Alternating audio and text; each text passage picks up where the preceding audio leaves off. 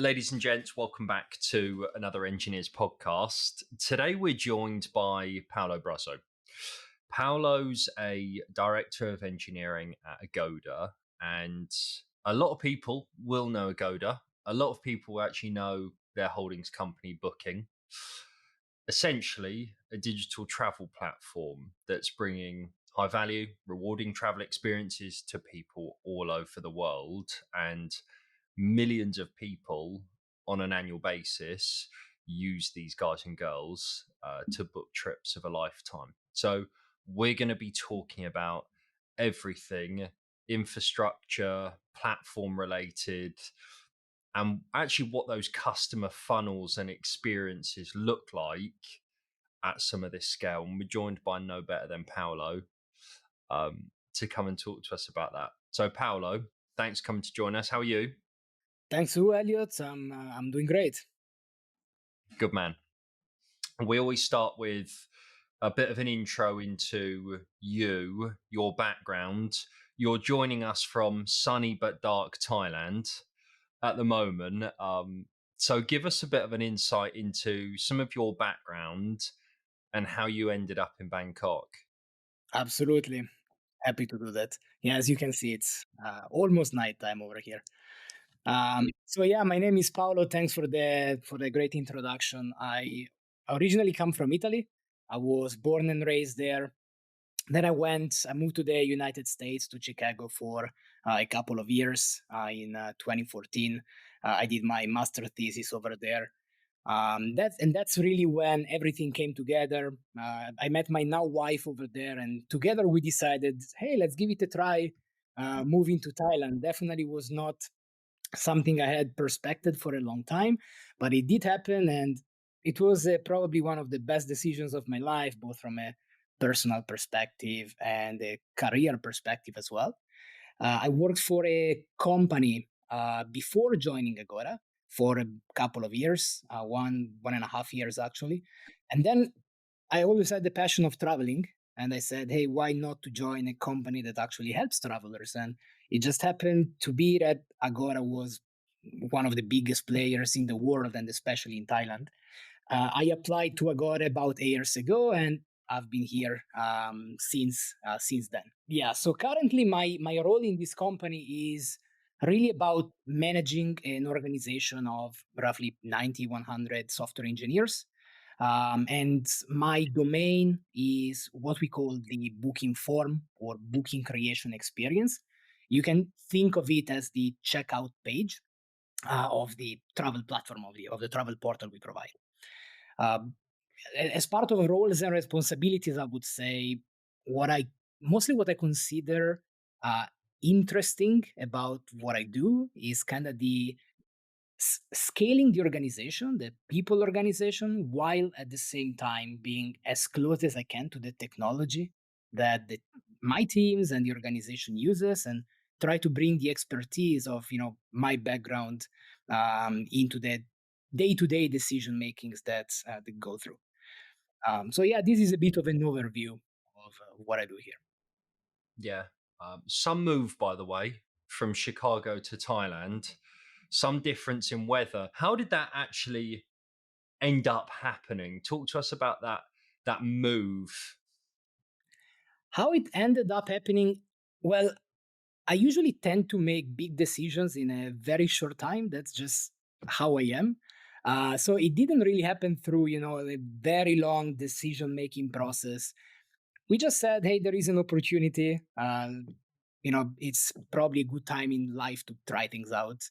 And we just decided that Thailand was a good place to try it out. And definitely, the Southeast Asia is a very different experience from a life perspective than the Western Europe or the United States. But again, it's been a blessing. It's probably a decision I would make a million times again if Love I. that. Good for you. Talk to us about a couple of the roles that you've now covered at Agoda, from starting to where you are today, which you've already touched on, but it'd be good to understand your tenure in a bit more detail.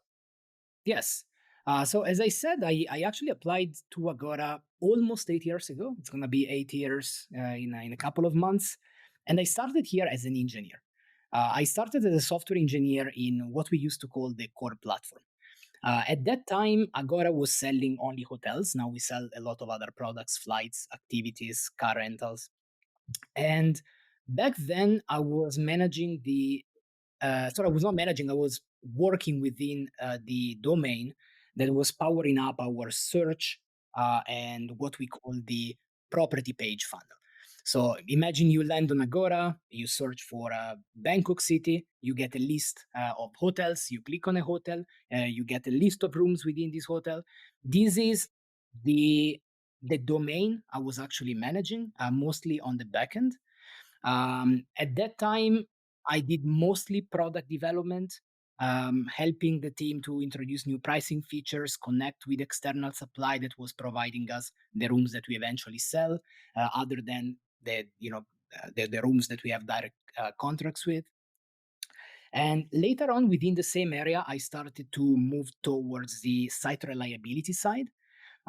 Being the search funnel, Agoda scaled up very quickly. We started to get a lot of traffic, and this came with the need of making sure that our costs with hardware were not growing were not growing at least faster than the bookings that we were making, percentage wise.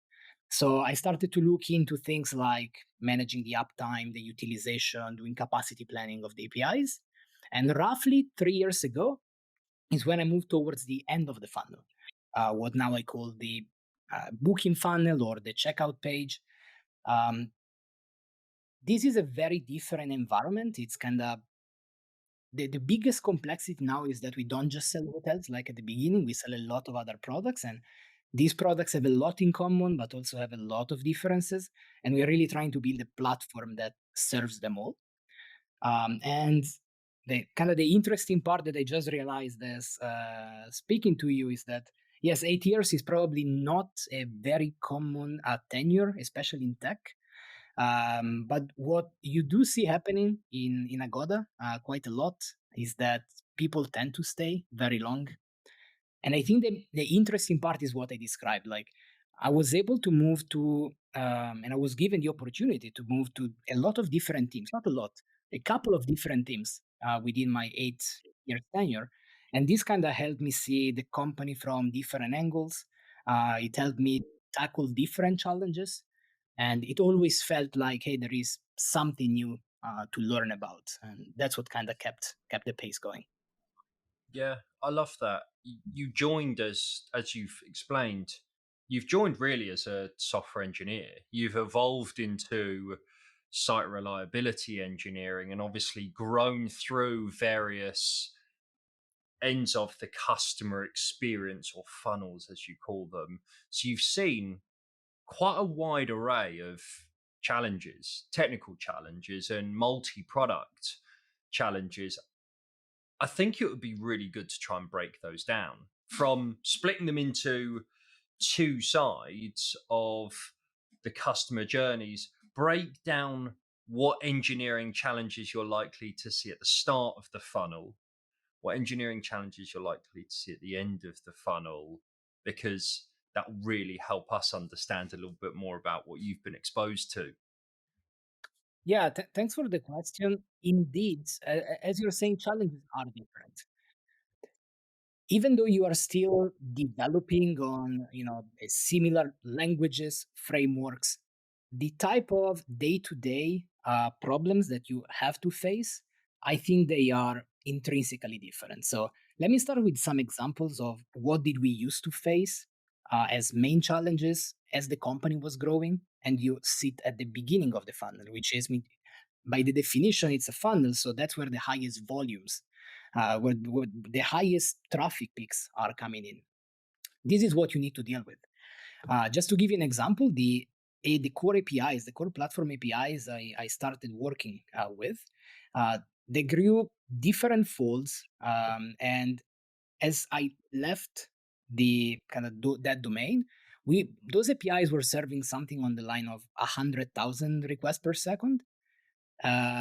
If you think of a hotel having a list of rooms and you say you basically look at every individual offer as a different computation that we need to do at runtime, we were doing something like 10 million price computations every second. So we were calculating at runtime. This this was the load. These were the volume that we were talking about. Of course, it's not just customers like people coming and do searches. We also have affiliate partners, so the B2B side of the business that comes in, calls our APIs because they want to know our pricing and availabilities. Um, and then with all of these volumes, things that you need to look after are costs. So it's very easy to scale horizontally. It's very easy to just add hardware. But there is always a point where you can actually optimize for that. When you are deploying a few cores, you don't care. When you deploy thousands, if not tens of thousands of cores, that's when you really start to care about it. Even earlier, but that's when it makes a big financial impact on the company for sure. So I started to look into utilization, traffic failover and latencies. Like we have 5 regions.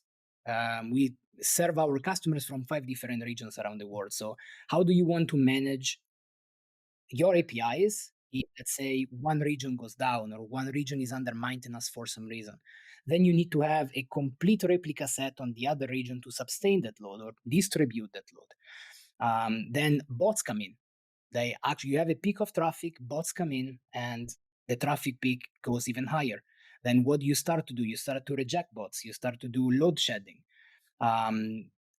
These were the kind of sum of the complexities. And then now that just came to my mind, an interesting one was capacity planning, because of course there is a lot of reactive work, a lot of things you cannot forecast, but there is also a lot of proactive work.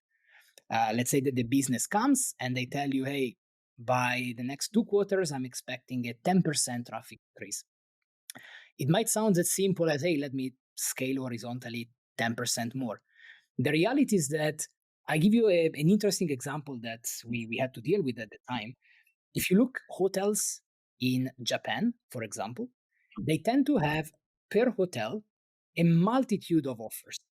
So imagine a single hotel getting supplied thousands, if not tens of thousands of different offers that you can combine as, the same room with and without breakfast, with or without that benefit. And, combination, they scale up quickly. And then you just want to serve, I don't know, a few to the customer, what the customer really cares about. In Europe, this usually happens with a couple of rooms per hotel. So you can literally say that asking for the price of one hotel in Japan can be 20, 30, 50 times more expensive CPU wise than searching for a hotel in Europe. And this is just one example. Then there are tons of parameters. So how do you actually plan for a capacity change or for a traffic surge by knowing what these inputs are and which inputs actually make the biggest difference in terms of capacity planning? So here I just gave you a bunch of examples. This is usually what happens really at the beginning of the funnel, where you have volumes. That's really interesting. I wanted to try and understand, how can companies, teams, or individuals think about not necessarily cost cutting their infrastructure costs, but how do you actually manage that? How do you actually financially understand how to reduce it, but in the best business way possible, where you maybe don't lose traffic on your hotel website? So I think you've given me a number of different examples that will actually show a customer the same value seemingly. That's correct. I will say the easy answer that is not that easy in the back office side of work is you need to understand your system. You need to understand very well how your APIs operate, have good estimates of what the cost, let's say, per CPU core that the company is paying. And how do you optimize, for example, utilization without impacting latencies? If I'm able to optimize my code, and I'm literally talking about, let's say, profiling the JVM and seeing where you have inefficiencies and making your code a little bit better so that you're not blocking threads, you're not over computing, let's say, rooms that never show up to the end customer. You do these type of operations, and you might be able to increase the utilization, or sorry, within the same, let's say, utilization range, compute more room per second in this case. And really knowing the core of your system, I think, is the key. Interesting. And this might be dim, but I really didn't think it was at that lower level of a code level to be able to make that much of a difference to infrastructure costs. I assumed it was just at a higher level. You know, when you said it's easy to scale horizontally, my mind naturally just went surface layer, and has done before, that you could just add, you know, more systems and scale this, and it's a lot easier to do. But I didn't understand it was that low level. And you need both, right? You need this high level type of work where you say, I have a feature that is costing me X, but the output of the feature is Y and is not paying off. So the ROI of that feature is not great. And I might want to run an experiment to kill the feature. Let's say if a feature is costing me $1 million per year, I'm just shooting some numbers here, but the value that comes back is less than that, then I'm actually wasting more money on paying the infrastructure than actually uh, getting any revenue. So these are the type of analysis as well. It's not just optimizing the code. Nice. That's crystal clear for me. So, right at the start of the customer experience, we're noticing a load of scale. Love it. Talk to us about the end of the customer experience and how I understand it is more multi product. Talk to us about some of the engineering challenges there. Yes, you definitely hit an important point. The first obvious difference is the low volumes. So I've talked about high volumes that happen at the beginning of the funnel. Toward the end, we are talking about very low volumes. The biggest difference here is that you are much closer to the customer converting. What that means is that if you want, the individual request that comes in is more valuable. And one of the differences I like to think about is when you set SLOs or error budgets. Forget about retries and how do you increase availability and so on. If you lose one request or you allow one request to fail on the homepage of the portal, the likelihood of that request eventually converting is much lower than failing a request when the customer is actually about to click create booking. So even the way you set error budgets is intrinsically different and needs a different way of approaching that.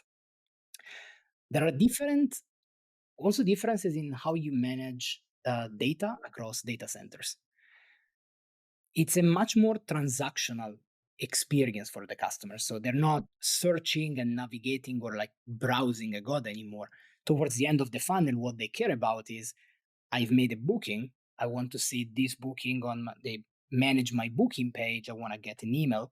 And you need to think about cases if a customer made a booking on region one and now region one is having technical issues.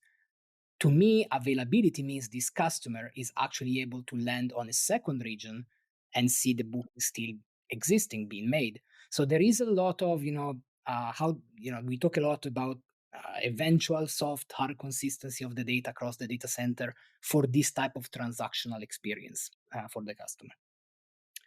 A third challenge that I can think of that doesn't exist towards the beginning, but exists towards the end of the funnel is putting external parties or external APIs in the, let's say, customer facing flow. So while we control most of the caches and the data stores as you are browsing Agoda, the moment you actually decide to make a booking, I'll give you the simplest example. You need to pay money. We connect to payment gateways in order to do so. So how do we make sure that a payment gateway going down or having technical issues doesn't affect us and our customers? We need to plan failover plans for each of that. The same with suppliers, those that supply us inventory. How do we make sure that if that supplier specifically has a technical issue, our customers don't resend it? Um, Yeah. and probably the last point is, as you mentioned, about the multi-product nature. So when you search for a hotel or you search for a flight, two products that Agoda is actually serving today and selling, the experience you want as a customer is slightly different. Even if you imagine just the UI, that is probably the easiest thing to imagine and to think of, the experience is not exactly the same. There are some difference there. When you get towards the end and you need to pay for it, you need to make a booking, you don't really care in the sense of what you're buying. You're just making a transaction and you expect that transaction to happen. So one thing that we're actually looking at that is pretty painful, and it's there, we put a lot, we invest a lot of time into that, is how do we make the booking experience for different products that we sell as simple as possible. How do we make sure that paying for a hotel has not any difference compared to paying for a flight and paying for a car and so on? And of course, as the company has grown for 15 years, selling only hotels, when you start to sell new products, it's not as straightforward as it might sound. How are you finding that at the moment? How do I find it? Well, again, challenging. We are in a big process of, and this is actually the interesting part of managing a business that needs to move fast. And at the same time, you don't want to accumulate too much technical debt. How do you find the threshold? I'm sorry, I don't have the best answer for you here. It's always about discussing the trade offs and making good choices about what can go live, what do we come back and fix later, and what is an absolute no. We need to build our system, our models in a certain way from day one, to not pay too much later to actually come back and refactor it. And now we are in the phase of this. Hey, we want to introduce new Mm. product. We want to introduce. We want to sell more. At the same time, we want to make sure that we don't diverge too much. So we have also kind of unification process where we try to refactor and merge the code back together. Yeah.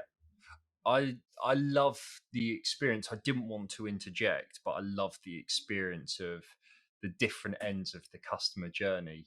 And it's reflected in the scale, I feel, really high volumes at the start, presenting what would be, I imagine, multiple hotels, different opportunities, etc., all the way through to the end of the customer experience, and really ensuring that a customer is dialed in um, on checking out and having a really good payment experience, which will lead me on to something in the next couple of moments. But I like the two different mindsets there as well. And they are different mindsets, and that's what's probably translated into some of the technological challenges, really. Um, I do want to discuss the checkout and payment experience. What I imagine is really important is ensuring uptime and availability, especially with integration with external suppliers, and ensuring that you've got the right SLAs in place. We've spoken to payment gateways before on the podcast. We've spoken to online platforms before. I know how integral each other are to one another in businesses like this, particularly at your scale. So, really keen to understand how you ensure for things like uptime and availability. You touched a very interesting point because one way is to tackle it when you have full control of the environment. When every API data store is under your control, I'm not saying it's easy, but it's definitely easier than when you want to utilize external parties. One technique that we actually use, as a concept is pretty basic, then under the hood is a bit trickier than this. But the core idea is as you're navigating, as you're surfing Agora to look for hotels, to look for flights, you're actually, um, it must be a very synchronous experience. By synchronous, what I mean is you search for something, you expect something back within literally milliseconds. That's what customers want. When you actually go to the checkout page and you already decided that this is what you want to buy and you click book, the experience and the expectation of the customer is a bit different. All I care about is that within a reasonable amount of time, it can be seconds, I get a feedback that my booking was successfully created and now I have my reservation there, it's safe, or it failed for some reason. I'm just expecting some kind of feedback within seconds. Sometimes, let's say, yeah, payment gateways can go down, or the supplier that supplied us the inventory, they have a technical issue. The way we approach it is we let the customer know that we have their booking under processing. And while we look for an alternative, it's all automated, of course, but it might take several seconds, if not more. We let the customer understand that, hey, we got your booking, we got your reservation. We queue it up. We use asynchronous workflows. You can imagine as an event-driven system or a state machine that moves from one state to the other. If it gets stuck in a state, it just keeps retrying until it succeeds in a way or another. And we just tell the customer from the UI perspective, hey, we got you. We are gonna take care of the booking from now on. We'll send you an email as the you know issue is resolved or when you actually manage um, to give you the feedback as fast as possible. Yeah, we use, technically speaking, queues in the background just because it's easier to manage, let's say, retries that are not within a very limited time frame, seconds, but they might last minutes, even hours, sometimes days. Interesting. That is a good customer experience. Before I've paid for stuff online, this is what must be happening in a technological term is my transaction is stuck in a workflow or an event and is cycling around a workflow, and all this website is presenting back to me is I'm in progress. Wait, because I've had a transaction complete in multiple seconds before. I've had a transaction complete in 3 minutes, but I didn't understand the difference between the two. So that's what must be going on. So that insight is really useful. How do you build out a workflow like that? That is obviously critical. It's a tier one service to you, it's a tier one service, if you like, to a customer. How do you think about building workflows or events like that? I'm putting you on the spot a little bit here. Sure. The all you care about is coming from a problem that the customer has, of course. And then you start to map it out with what potential risks do you have in place and how do you mitigate those risks. And this is really true. It's not just about building a workflow. I think it's about building any type of software architecture. You start from the problem definition, you analyze the risks, and then you try to cover those. Now, specifically to workflow, how do you build a workflow? There are millions of ways. So you can. There are a lot of open source tools. In Agoda, we decided to. We do utilize, let's say, some backbone infrastructure that is open source. I can mention we use RabbitMQ to actually manage queues, and we use a bunch of other different open source technologies. But the core is how do you avoid what are your biggest risks and how do you put fences into place to make sure that these risks are mitigated. Making a double transaction for customers, that's a very bad risk, that's a very high risk, and it's a very bad experience. So it's probably the first thing and think about, right? A customer being charged multiple times. And then there are different shades of risks, and what you need, and is something that, by the way, we actively invest on a daily basis, is how do you test that a new feature doesn't break existing functionality? That's the basic of software development. But of course, when things get this critical, you need to put even more and more attention into making sure that you keep backward compatibility. You don't do big regressions, and you don't end up hitting the risks that you planned out earlier. Yeah, got you. Okay. Let's talk about your infrastructure because I love your infrastructure. I've worked with businesses, podcasted businesses that run their infrastructure in this way, and it works really well for them. It's probably less common nowadays, um, but it makes so much sense from a reliability, availability standpoint. I'll stop talking, give the mic back to you, but set the scene on Agoda's infrastructure. Sure. So the way we manage our infrastructure and our regions, our data center, when I say our data center is because we mostly have our software deployed on premise. We actually considered several times options of migrating to the cloud and moving our infrastructure to the cloud.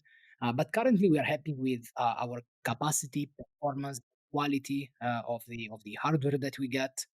And what's interesting here is that from a pure software development perspective, my team, for example, their experience as developers when they deploy their service to production is at par as deploying it on the public cloud. So our infrastructure team, they provide our internal Kubernetes cluster. And what we do is deploy on this platform as a service, really, the software that we build. And our strategy, and here I'll quote our CTO Idan that has said it in a bunch of different places, that the best place to be in as a company is to be open to options and to be in a position where you are ready to switch. You don't really care if you are on premise, if you are on the public cloud. You are actually in a always ready state to take either one direction or the other. And what really matters is that you have the right expertise and skill set in house to make the best decision. And you don't just follow the crowd like, oh, everyone is moving to the cloud or everyone is moving to on premise. Just make the decision that better suits your company needs. This is mostly how we do things here. What's a good bit of advice that you could give to other engineering leaders to help them get to an always ready state? What I would say is, again, build the right expertise in house. Have the right people that really understand what does it mean to be in a ready state.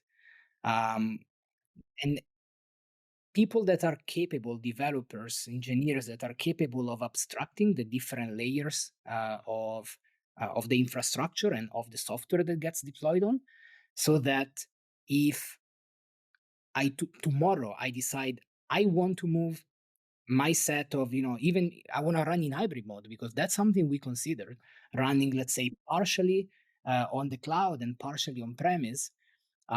It's not going to take years. It's going to take you days, weeks, maybe months in the most complicated cases, but not more than that. I really think that building the expertise is the key. Having people that understand all the levels of abstractions is what makes the difference. Yeah, love that. I think that's a really important one. Um, People, of course, absolutely paramount to any business being successful. But I'd be really keen to touch on some of your strategy in regards to adding new products, because you've spoken to us about Agoda have made this transition, and it's just been hotels, and now you're moving into this multi-product suite and features and offerings for your customers. So there has to be a strategy that underpins this, a technical strategy that underpins this to be able to aid and facilitate this. So are you able to just walk us through that? Absolutely. So the things that we want to avoid as a company is to rebuild a new company every time we add a new product. I don't want to have a second Agoda just because I'm now selling flights, and a third Agoda because now I sell experiences or activities. So what we look at is really how do we reduce and how do we eliminate all the unnecessary complexity, all the unnecessary potential duplication of code, of processes. And this goes really from the way you organize people and the organization to how you actually write the code and how do you model the data in your permanent or temporary data stores. So the strategy we are following is in places where we realize that we have potential duplications, or we are putting unnecessary efforts, or we have teams that do the same piece of work but in different domains, how do we make that process more efficient? How do we reduce all the complexities that we have on hand and we believe are going to be cut in half if in case we merge, two different entities that are actually serving two very similar use cases. So this is roughly what we are going through right now. Yeah, I've spoken to Algolia on the podcast. This is a very Amazon thing, is my understanding, but reusability of some of your infrastructure and some of your services. I think the reference was you could use 98% and just add a UI, and just build on top of some of your existing infrastructure, was how someone framed this. And I'm sure a lot of other businesses that we've spoken to over the last couple of years do this, by the way, but they're specific examples that I could bring to the table of where we've had this discussion. So I think it makes an awful lot of sense, and it helps you move fast and get to market, which creates more business value anyway, if you can reuse the right stuff that you've built internally. I couldn't agree more. Blimey, you should hire me then. I'm joking. Don't do that. Now we're on the hiring subject. It would be good to understand more about where Agoda are hiring, and can people listening follow in Paolo's footsteps and make it over to sunny but dark Thailand? Absolutely. So we are actually hiring quite extensively. You can probably see it on our careers page. If you check it out, we have tons of positions opens. We are in a good growth stage. So we have a lot of different positions for backend engineers, front-end engineers, full stack engineers, mobile app developers. Really, anything you can think of, we probably have an opening for that within the tech space. Um, and what I would say is in terms of, yeah, follow, I don't think that somebody should follow those other footsteps. They should try to look at what excite them, what makes them passionate about, and try to find their own way in a certain way. So what we do look for when we hire somebody is people with a passion, that are curious about solving problems. It doesn't matter with which type of technology. It's all about solving problems that you have on hand and how do you actually get the solution. And at the size of Agora, what I still find quite astonishing is the power and responsibility that follows, that you actually have to make a change, to make an impact. So we do want people that really care about making a change. And really, the direct impact that you might have on customers is really extensive. We don't have processes to allow an engineer to deploy to production. You just do it and you own the outcome. So ownership is really at the core of it, and you can literally impact millions of customers by an action that you take. So that's why I'm saying the impact is huge and does their responsibilities, and this is what I still love about the company. Yeah, I meant, and you'll have to excuse me, I meant follow your footsteps in the literal phrase of going to Thailand, but it feels like the culture that you've created is very autonomous in within each person's rights, which I think is great, which I think you have to create in a modern workplace in some respects nowadays. Yes, I totally agree. And yeah, apologies if I misinterpreted the follow your footpath. Thailand is always very welcoming to anyone that wants to actually relocate. Is a pretty cool experience, to be frank with you, especially if for somebody like me coming from Europe, it's a completely different lifestyle. I'm not gonna hide that you need to get used to it, but it's really life changing. And I'm pretty sure that anyone that wants to try something different, something new, this can be an extremely valuable life experience. Amazing. For everyone listening, I think if that sounds appealing and that's your calling, go and look at some of the career site below. But what we've had today is a masterclass from Paolo talking to us about his journey to Thailand, working across the business for the last 8 years, and actually working end to end across their platform and seeing very different challenges, building out multi product. And it's been a real joy. It's been a real joy to listen to you, listen to your journey at a phenomenal business who, even me looking at the market, I still recognize Agoda as a household name because I see their presence so much and I've known about their technology weight for a long time. So it's a delight to have you. It's a delight to have the business come and talk to us, share with the community some more of what you're building, and hopefully just generate just a tiny little bit more traction back towards you guys. You deserve it. Just wanted to add thanks a lot for the comments, and it was a pleasure for me as well. Thanks a lot to you for hosting us as well.